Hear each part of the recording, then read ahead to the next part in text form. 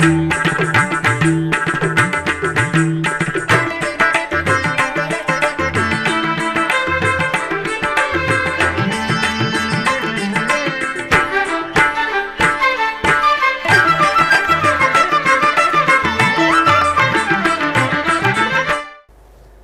నమో వెంకటేశాయ.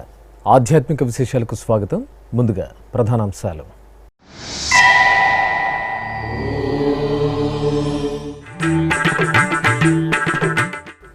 సనాతన హైందవ ధర్మ వ్యాప్తికి టీటీడీ మహత్తర కార్యక్రమాలు. హిందూ ధర్మాన్ని ఆచరించే వారికి తిరుమలలో ప్రత్యేక వేదిక. ధార్మిక సదస్సులో టీటీడీ చైర్మన్ భూమన కరుణాకర్ రెడ్డి.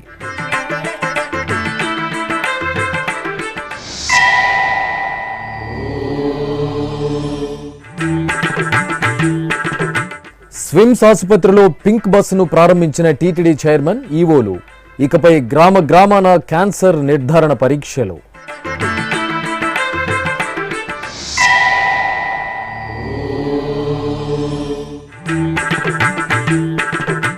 భద్రాచల క్షేత్రంలో ఘనంగా భద్రమహర్షికి అభిషేకం. శ్రీ సీతారామచంద్ర స్వామి సన్నిధిలో విశేష ఉత్సవం.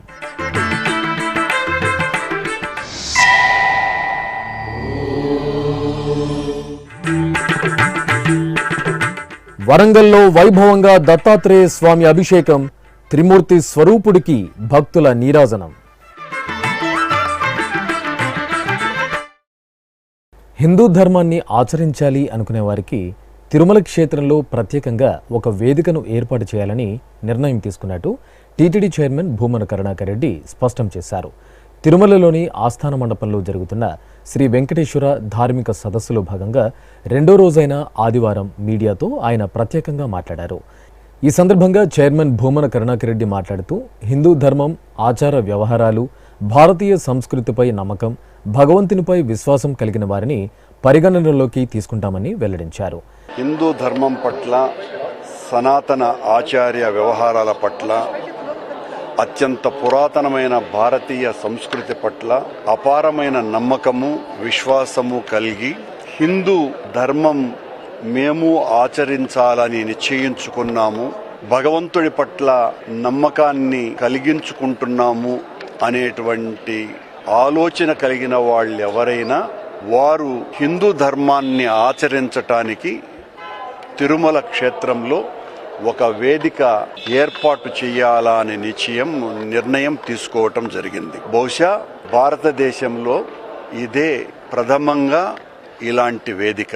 ఈ వేదిక సాక్షాత్తు శ్రీ మహావిష్ణువు స్వయంభువుగా వెలసినటువంటి మహావిష్ణువైన శ్రీ వెంకటేశ్వర స్వామి సందేశము, సంకేతమే ఈ నిర్ణయానికి కారణం. ఇక తిరుమలలోని ఆస్థాన మండపంలో రెండో రోజైన ఆదివారం జరిగిన శ్రీ వెంకటేశ్వర ధార్మిక సదస్సులో దేశంలోని వివిధ ప్రాంతాల నుండి విచ్చేసిన పీఠాధిపతులు, మఠాధిపతులు, స్వామీజీలు ప్రసంగించారు. సనాతన హైందవ ధర్మ వ్యాప్తికి తిరుమల తిరుపతి దేవస్థానం మూలస్తంభంగా నిలుస్తూ ఎన్నో మహత్తరమైన కార్యక్రమాలను నిర్వహిస్తోందని తెలియజేస్తూ తమ అమూల్యమైన సలహాలు, సూచనలు అందజేశారు.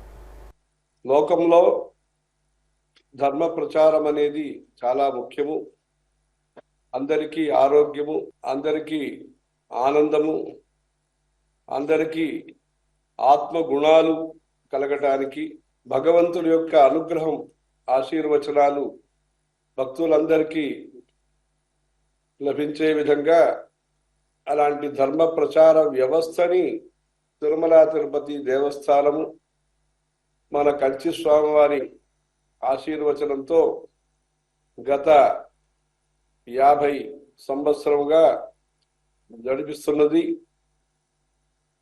ఇలాంటి ధర్మ ప్రచార పరిషత్ అనే ఒక ఏర్పాటు ప్రసిద్ధమైన అనేక దేవస్థానంలో కూడా ఇలా ప్రారంభించాలని మనం ఇప్పుడు కాశీలో చాతుర్మాస్యం చేసిన సందర్భంలో, ఉత్తర దేశంలో సంచారం చేసిన సందర్భంలో వారికి చెప్పడం అయింది.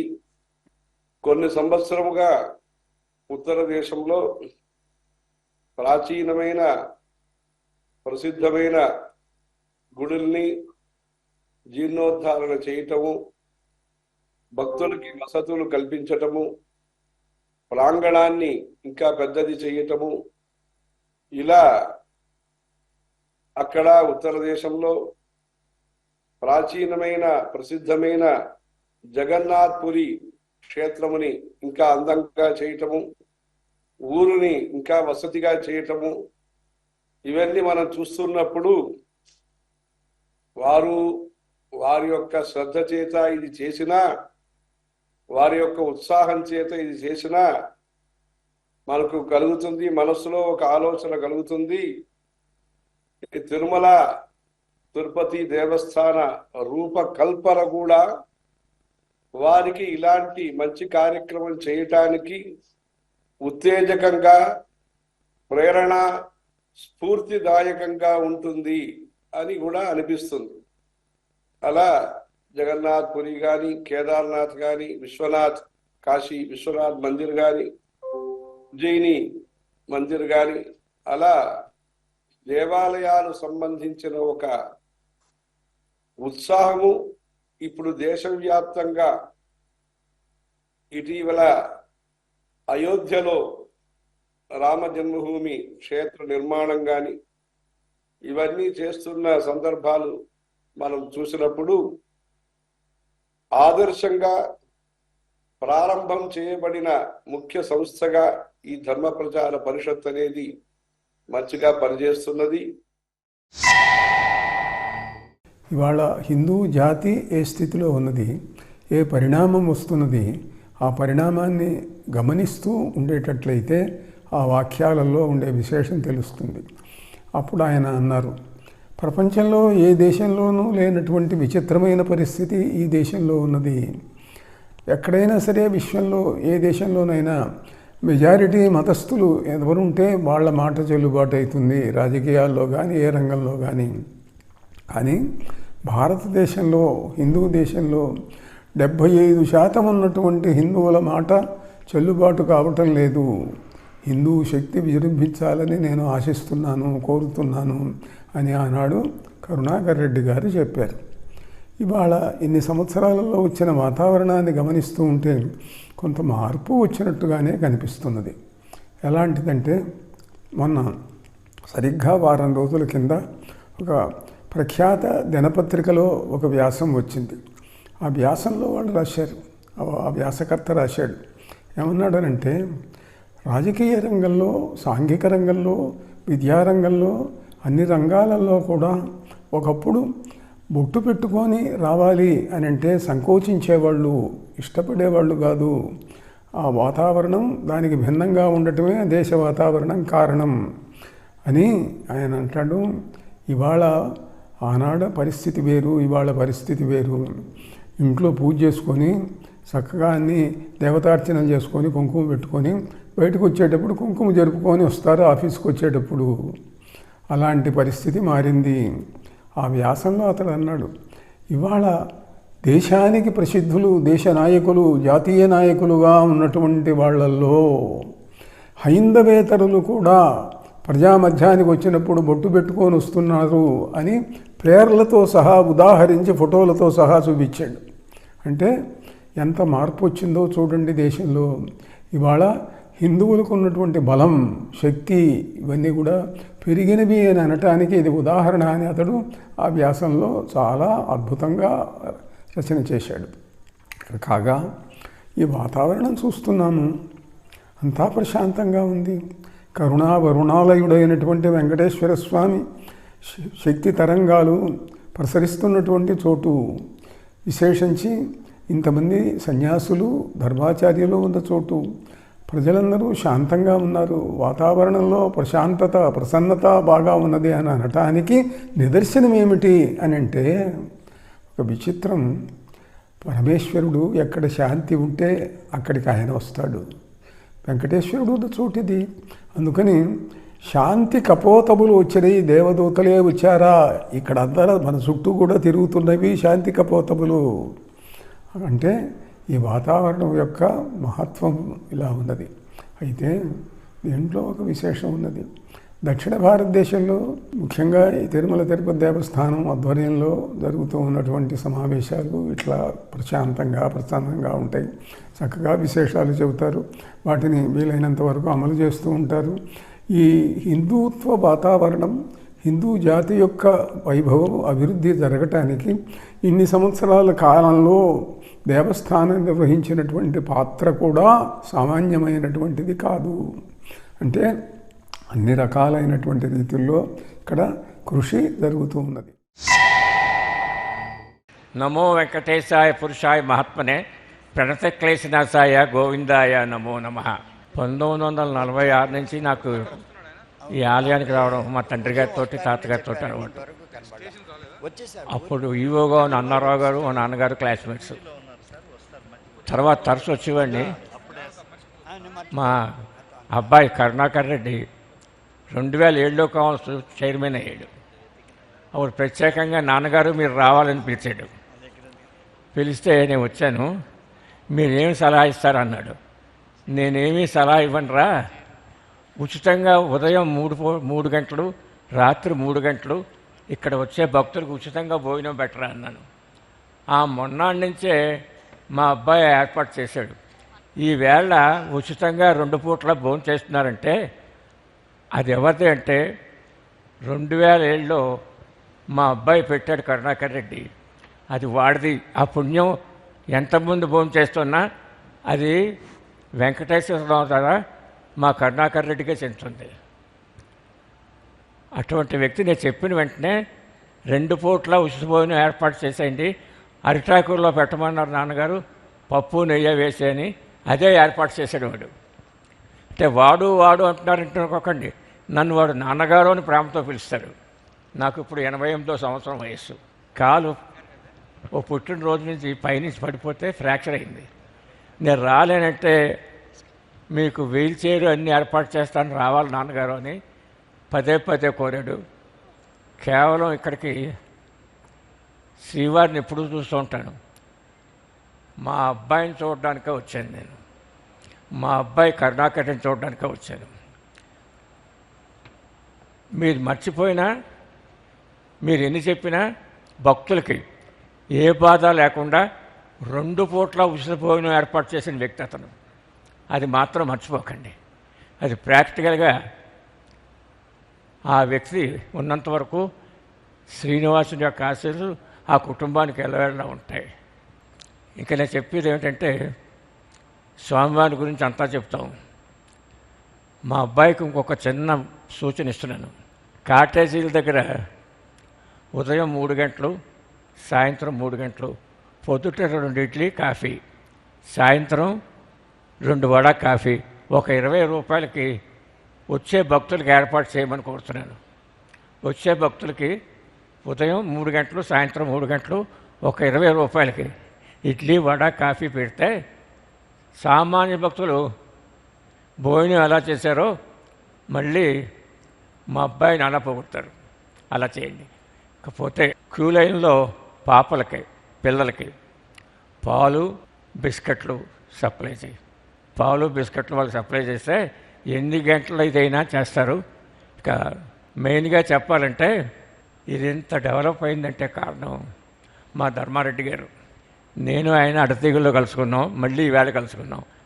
ఈ ఆలయానికి ఇంత వృద్ధిలోకి తీసుకొచ్చి అన్ని విధాలా చేసింది మా ధర్మారెడ్డి మాత్రమే.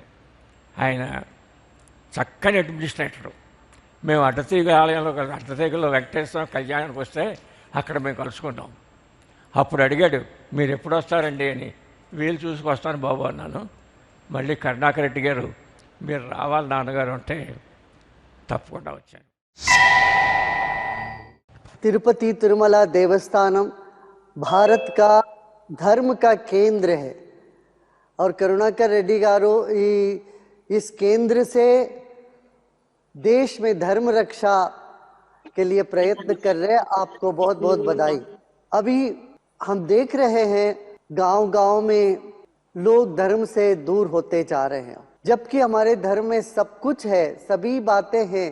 वो किस बात को लेके लोग विचलित होके या किसी प्रलोभन से दूसरे धर्म में जा रहे हैं, इस पर हमें थोड़ा विचार करना आवश्यक है. यहाँ सभी धर्माचार्य इकट्ठे होके इस पर विचार कर रहे हैं. मुझे पूरा विश्वास है अभी अभी हमारे आदरणीय पूज्य जगत गुरु शंकराचार्य जी महाराज ने काफ़ी बातें करी है कैसे कैसे करना, धर्म जागृति को क्या क्या करना है।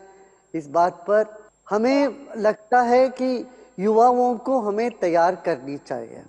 आंध्र प्रदेश और तेलंगाना को लेके जितने तेलंगाना और आंध्र प्रदेश में गांव हैं उतने सारे युवा धर्माचार्यों को हम तैयार करें व धर्म रक्षकों को हम तैयार करें और उनका ट्रेनिंग ऐसी हो जो मधुर भाषी हो, लोगों को साथ में लेके चलने वाले हों, मन परिवर्तन कर पाए वो लोगों के, इस तरह से उनको ट्रेनिंग देना चाहिए और आश्वासन दे लोगों को। एक मंदिर में जाके बाहर आए व्यक्ति अंदर जाते वक्त चिंता लेके आ जाएगा, वापस आते वक्त मुस्कुराते हुए बाहर आएगा, तब ये लगा कि देवस्थान में गया। इसीलिए प्रसाद देते, प्रसादस्तु प्रसन्नता। Om Namo Venkateshaya. My respectful obeisances to all the great, wonderful devotees, Mahatmas here. Welcome to Tirupati, very happy. And my respects to our Chairman Garu, Karunakar Reddy Garu, and also my respects to Ivo Garu, Dharma Reddy Garu. They've done an amazing job organizing this program. I am coming here for the third time. The first time, it was wonderful.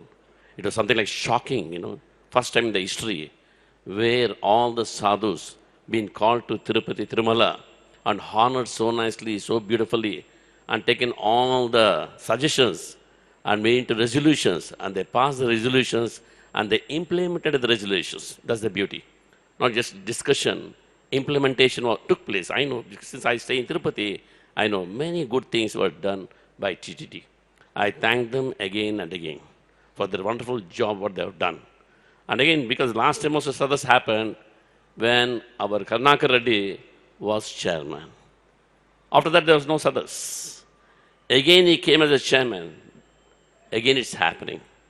Thank you for that, sir. Hare Krishna. So, and also, our Evo, Dharma Reddy Garu, when he became a Evo, wonderful things happened here. Mainly, he promoted this SVBC, Bhagavad Gita classes every day, Virata Paravam classes, Ramayan, Mahabharat, so many wonderful things happening here. And again, they're called for many suggestions. One thing we should understand, India is very special. There's no other country in the world. Chaitanya Mahaprabhu says, Bharata Bhumite hoile manusya janma yara. Janma sartaka kari kara paropakara. Taking birth in Bharata Bhumi is very, very special.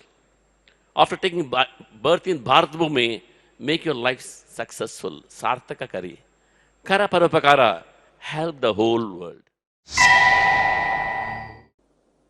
सनातन धर्म का जो आज यह संगम दिखाई पड़ रहा है, यह सनातन धर्म की वैदिक परंपरा के आप सभी विद्वद्धौरे, आप सभी ऋषि, आप सभी मुनि, सभी महात्मा जनों के मंगल हृदय में हमारा अभिवादन और हम अपना आप सभी को सम्मान, साधुवाद और अपना अभिवादन प्रस्तुत करते हैं।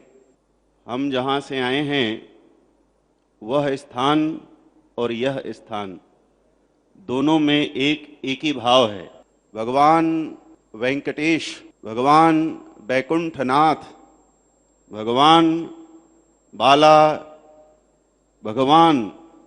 भगवान तिरुपति जब अपना गोविंद अवतार धारण करते हैं, जब अपना कृष्ण अवतार धारण करते हैं, तब वह द्वारिकाधीश कहलाते हैं। और ऐसे द्वारिका भूमि में जहाँ पर यह हम इस समय भारत के पश्चिम भाग से आए हुए हैं और दक्षिण भाग में बैठे हुए हैं, दोनों में ऐसा समन्वय है कि जब वह पश्चिम भाग जहाँ भगवान द्वारिकाधीश अपनी लीला करते हैं और उसी पश्चिम भाग में जब भगवान शंकराचार्य दक्षिण से जाते हैं तो प्रथम पीठ की स्थापना 4 आमनाय पीठों में भगवान शंकराचार्य ने वहां पे अपना पीठ स्थापित किया और द्वारका शारदा पीठ के रूप में जग विख्यात और विश्व विख्यात हुए। ऐसे 4 आमनाय पीठों में द्वारका शारदा पीठ, पूर्व में ज्योतिष पीठ, उनके प्रतिनिधित्व के रूप में जब स्वामी हमारे आदरणीय जगत गुरु शंकराचार्य स्वामी अविमुक्तेश्वरानंद सरस्वती जी महाराज जो ज्योतिष पीठ का प्रतिनिधित्व कर रहे हैं, उनके ब्रह्मचारी हम जगत गुरु शंकराचार्य स्वामी सदानंद सरस्वती जी महाराज का आप लोगों को प्रेम और उनके विचार यहाँ प्रस्तुत करने वाले हैं। हमारे स्वामी जी श्रृंगेरी शारदा पीठ की ओर से यहाँ पे प्रस्तुत हुए हैं। तो 4 आमनाय पीठ की स्थापना जगत गुरु शंकराचार्य भगवान ने किया। సనాతన హిందూ ధర్మానికి ఒక భద్రమైనటువంటి బునాది, అలాగే ఒక వేదిక మన తిరుమల తిరుపతి దేవస్థానం వెంకటేశ్వర స్వామి కొలువు.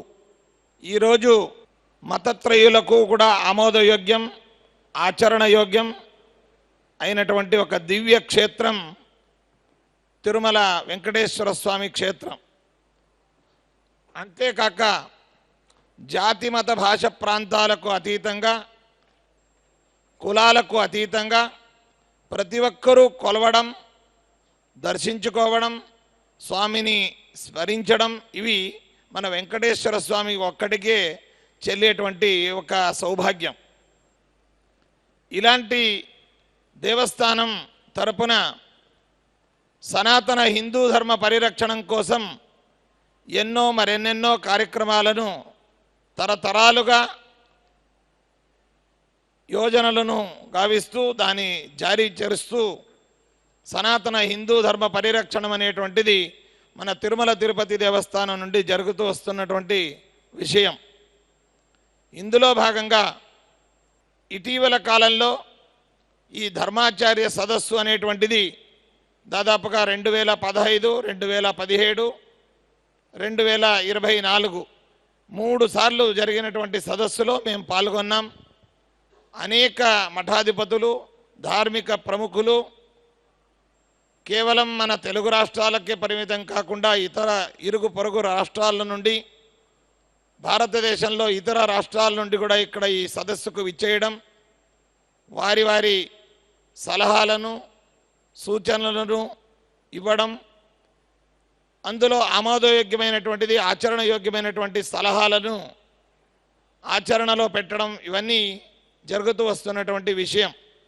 అయితే వ్యక్తిగతంగా నా అభిప్రాయం తెలపాలంటే అన్ని విషయాలు తిరుమల తిరుపతి దేవస్థానం పైన తోసేసి మనం చేతులు దుడుపుకునేటువంటి విషయం కాదు ఇది.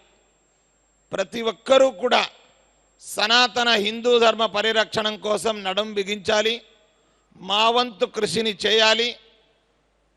అలాగే మనం ఆచరిస్తూ ఇంకొకరికి సలహా సూచనలు కూడా ఇస్తే అది చాలా బాగుంటుంది అనేటువంటిది నా వ్యక్తిగత అభిప్రాయం.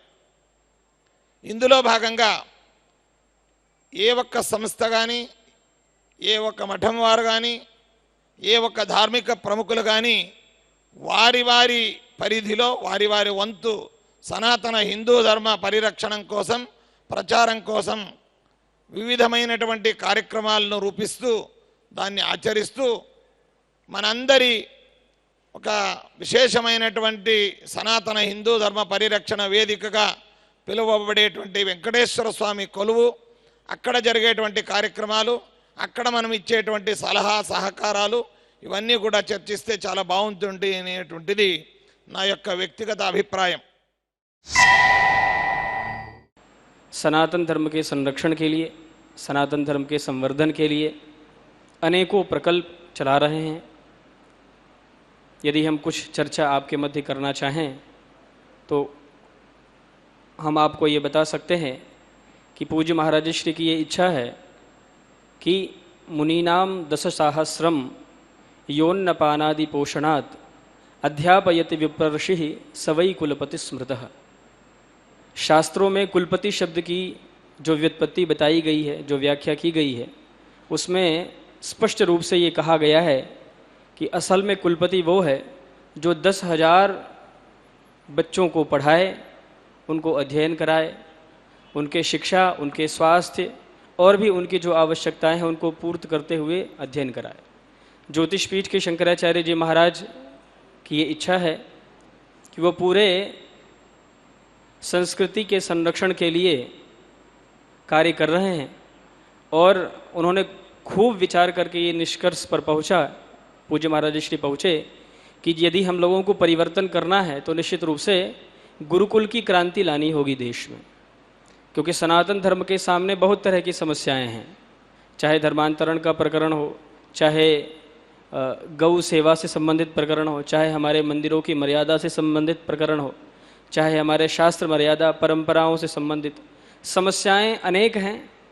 और समाधान यदि हम उन समस्याओं के बीच में खोजना चाहें तो एक सम्यक समाधान हो सकता है। वो यही समाधान है कि प्राच्य विद्या का संरक्षण हो, संस्कृति का संरक्षण हो, और विद्या और संस्कृति का संरक्षण यदि हम कर सके तो निश्चित रूप से अपने समाज का जो अतीत में गौरव था, प्राचीन काल में जो सनातन धर्म का एक अद्भुत गौरव था, उस गौरव को हम आज के समाज में निश्चित रूप से स्थापित कर सकते हैं। దక్షిణ అయోధ్యగా భాసిల్లుతున్న భద్రాచల క్షేత్రం భక్తుల కోరికలు తీర్చే కొంగు బంగారంగా అనుగ్రహిస్తోంది. ఆదర్శ దంపతులైన శ్రీ సీతారాములకు ఆలయంలో నిత్యం నిర్వహించే కళ్యాణోత్సవం భక్తులను ముగ్ధులను చేస్తుంది.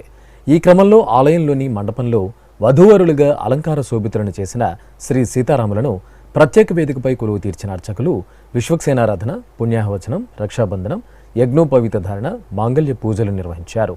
ఆపై వేదమంత్రోచ్చారణలు, మంగళ వాయిద్యాల నడుమ శ్రీ సీతారాముల కళ్యాణోత్సవం అత్యంత కనుల పండుగగా సాగింది. తిరుపతిలోని స్విమ్స్ ఆసుపత్రిలో మొబైల్ క్యాన్సర్ నిర్ధారణ పరీక్షల పింక్ బస్సును ఆదివారం సాయంత్రం ప్రారంభించారు. క్యాన్సర్ నిర్ధారణ పరీక్షలు చేసే ఈ పింక్ బస్సును రాజ్యసభ సభ్యులు వేమిరెడ్డి ప్రభాకర్ రెడ్డి, టీటీడీ ఢిల్లీ స్థానిక సలహా సంఘం అధ్యక్షురాలు వేమిరెడ్డి ప్రశాంతిరెడ్డి దంపతులు ఈ బస్సును స్విమ్స్ ఆసుపత్రికి విరాళంగా అందజేశారు. ఈ నేపథ్యంలో ఆదివారం సాయంత్రం TTD chairman Bhumana Karunakar Reddy, EO AV Dharma Reddy, Vemireddy ప్రశాంతిరెడ్డిలు ముందుగా పింక్ బస్సును పరిశీలించారు. బస్సులో క్యాన్సర్ నిర్ధారణ పరీక్షలు నిర్వహించే యంత్రాల పనితీరును గురించి డాక్టర్లను అడిగి తెలుసుకున్నారు. అనంతరం పింక్ బస్సును జెండా ఊపి ప్రారంభించారు. రేపటి నుండి పింక్ బస్సు ద్వారా గ్రామ గ్రామాన క్యాన్సర్ నిర్ధారణ పరీక్షలు చేయాలని టీటీడీ సంకల్పించింది. ఈ సందర్భంగా భూమన కరుణాకర్ రెడ్డి, వేమిరెడ్డి ప్రశాంతిరెడ్డిలు మీడియాతో ప్రత్యేకంగా మాట్లాడారు. మా పాలక మండలి సభ్యురాలు శ్రీమతి వేమిరెడ్డి ప్రశాంతిరెడ్డి గారి ఉదారతతో దాదాపు 3 కోట్ల రూపాయల విలువ చేసేటువంటి క్యాన్సర్ స్క్రీనింగ్ బస్సుని ఈ రోజున స్విమ్స్కి తను విరాళంగా అందజేయటం జరిగింది. ఆమె పెద్ద మనసును మనస్ఫూర్తిగా అభినందిస్తున్నాం. అలాగే మరొక బస్సుకు అమూల్ కాలే మరో పాలక మండలి సభ్యుడు కూడా తన ఇలా ఉచితంగా ఇవ్వటానికి తన సంసిద్ధతను వ్యక్తం చేశారు. టీటీడీ మీద కానీ లేదా గవర్నమెంట్ మీద కానీ పెనుభారం పడకుండా ఇలాంటి దానగుణం కలిగినటువంటి వాళ్ళు చేస్తున్నటువంటి సహాయాల వలన మరింతగా ఇన్స్టిట్యూషన్స్ బలపడేటువంటి అవకాశం ఉంది. ముఖ్యంగా మహిళలకి ఈ బస్సు వలన క్యాన్సర్ని ఐడెంటిఫై చేయటము, వాళ్ళ ట్రీట్మెంట్కి సంబంధించి ఎంతో ఉపయోగకరంగా ఉంటుంది. ముఖ్యంగా పేదవాళ్ళకి క్యాన్సర్ను కనిపెట్టడము, ట్రీట్ చేయటము 2 ఖరీదుతో కూడినటువంటివి. అలాంటిది అతి తక్కువ ఖర్చుతో లేదా పూర్తిగా ఉచితంగా ఈ కార్యక్రమం జరగటం చాలా ముదావహం. ప్రశాంత్ రెడ్డి గారిని మరీ మనస్ఫూర్తిగా అభినందిస్తున్నాను. మా విపిఆర్ ఫౌండేషన్ అంటే వేమిరెడ్డి ప్రభాకర్ రెడ్డి గారి ఫౌండేషన్ ద్వారా ఈ బస్సుని స్వామివారి ఉదారతతో జరుగుతున్న ఈ స్విమ్స్ హాస్పిటల్కి డొనేషన్గా ఇవ్వడం మా భగవంతుడిచ్చిన వరంగా అనుకుంటున్నాము. ఈ బస్ వల్ల ఎంతోమంది క్యాన్సర్ పేషెంట్స్ తిరుపతి జిల్లా మొత్తం ఈ బస్సు తిరగబోతుంది. మొదట వైఎస్ఆర్ మంగళం వెళ్ళబోతుంది. సో ఈ బస్సులో ప్రతి ఒక్కరూ అర్లీ క్యాన్సర్ స్టేజెస్, ప్రతి ఒక్కరూ మహిళలందరూ దీన్ని ఉపయోగించుకొని అర్లీగా క్యాన్సర్ స్టేజెస్ ఏమైనా ఉంటే వాళ్ళకి ఇది ఎంతో ఉపయోగపడుతుందని అందరూ దీన్ని ఉపయోగించుకోవాలని కోరుకుంటున్నాను. ఈ కార్యక్రమంలో ఆంధ్రప్రదేశ్ వైద్య ఆరోగ్య శాఖ ప్రత్యేక ప్రధాన కార్యదర్శి Krishnababu, JEO Sada Bhargavi, SVIMS director RV Kumar, స్విమ్స్లోని సీనియర్ అధికారులు, డాక్టర్లు పాల్గొన్నారు. దశరథ నందనుడైన శ్రీరామచంద్రమూర్తి కొలువు తీరిన విశిష్టమైన దివ్యక్షేత్రం భద్రాచలం. భద్రుని తపస్సుతో భద్రాచలంగా ఖ్యాతి గడించి అనుగ్రహిస్తున్న ఈ ఆలయంలో భద్రమహర్షి భక్తికి చిహ్నంగా అభిషేకాన్ని అత్యంత ఘనంగా నిర్వహించారు. ఆలయ ఆవరణలోని భద్రుని మండపంలో భద్రుని శిరస్సుకు, శ్రీరామ పాదుకలకు ప్రత్యేకంగా అభిషేకం చేశారు. అనంతరం మహామంగళ హారతులు సమర్పించారు. వరంగల్ దత్తపురంలో కొలువు తీరిన శ్రీ దత్తాత్రేయ స్వామివారి ఆలయంలో తైలాభిషేకం నేత్రపర్వంగా జరిగింది. మాసోత్సవాలను పురస్కరించుకుని అర్చకులు శ్రీ దత్తాత్రేయ స్వామివారి మూలమూర్తికి ప్రత్యేక అర్చనలు జరిపి చూడచక్కగా అలంకరించారు. తర్వాత త్రిమూర్తి స్వరూపమైన దత్తాత్రేయ స్వామి ఉత్సవమూర్తికి పంచామృతాలు, సుగంధ పరిమళ ద్రవ్యాలతో అభిషేకం చేసి నైవేద్యం, మహాహారతులు సమర్పించారు. తిరుపతి జిల్లా గూడూరులో శ్రీ ప్రసన్న వెంకటేశ్వర స్వామివారి ఆలయంలో స్వామివారికి విశేష ఉత్సవాలు నిర్వహించారు. శ్రీదేవి, భూదేవి సమేతంగా శ్రీ ప్రసన్న వెంకటేశ్వర స్వామివారి ఉత్సవమూర్తులను సర్వాంగ సుందరంగా అలంకరించి పల్లకీపై ఆసీనులను చేశారు. షోడశోపచార కైంకర్యాలతో సేవించి హారతులు సమర్పించారు. అనంతరం మేళతాళాలతో స్వామి అమ్మవార్లకు ఆలయ ప్రదక్షిణగా ఊరేగించి ఊంజల మండపంలో కొలువు తీర్చారు. ఆపై వేదపారాయణం, భక్తి గీతాలాపన, నాదస్వరంతో స్వామి అమ్మవార్లకు సహస్ర దీప కాంతుల్లో ఊంజల సేవను సంప్రదాయ శోభితంగా నిర్వహించారు. కాకినాడ జిల్లా పిఠాపురం కోటగుమ్మం వద్ద నిలవైన శ్రీ జై గణేశ ఆలయంలో మాసోత్సవాలు మంగళకరంగా జరుగుతున్నాయి. ఇందులో భాగంగా విఘ్నాలను తొలగించి శుభాలను ప్రసాదించే గణనాథునికి ప్రత్యేక పూజాధికాలు జరిగాయి. వక్రతుండుడి దివ్యమూర్తికి అర్చకులు సంకల్పపూర్వకంగా పలు రకాల ద్రవ్యాలతో అభిషేకాలు నిర్వహించారు. అనంతరం సుగంధ శోభిత వర్ణమయ పుష్పమాలలు, స్వర్ణాభరణాలు, కదలీ ఫలమాలలతో అలంకరణలు చేసి సహస్రనామార్చనలు నిర్వహించారు. కాకినాడ జిల్లా తుని ఆర్టీసీ కాంప్లెక్స్లోని శ్రీ కళ్యాణ వెంకటేశ్వర స్వామి ఆలయంలో తులసీదళార్చన కనుల పండుగగా జరిగింది. ముందుగా స్వామివారి మూలమూర్తికి నిత్య షోడశోపచారాలను వేడుకగా నిర్వహించారు. పూలమాలలు, ఆభరణాలతో అలంకరణ చేసి స్వామివారికి అష్టోత్తర శతనామావళి సహితంగా తులసీదళార్చన జరిపారు. భక్తులు గోవిందనామస్మరణలు చేస్తుండగా స్వామివారికి నైవేద్యం, మంగళహారతులు అందజేశారు. ఆధ్యాత్మిక విశేషాలు ఇంతటితో సమాప్తం. తిరిగి రేపు మధ్యాహ్నం 1 గంటకు ప్రసారమయ్యే ఆధ్యాత్మిక విశేషాలలో మళ్ళీ కలుసుకుందాం. ఓం నమో వెంకటేశాయ.